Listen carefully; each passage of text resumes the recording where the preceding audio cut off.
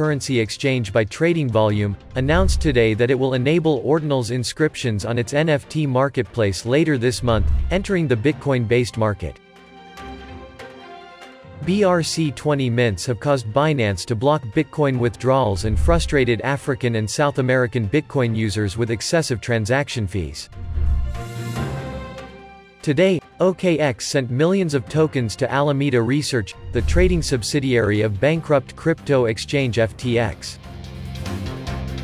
On Tuesday, Hut 8 Mining, Hut, claimed its Drumheller, Alberta site is working at 15% of its installed hashrate owing to electrical issues and will be restored in 10 to 12 weeks.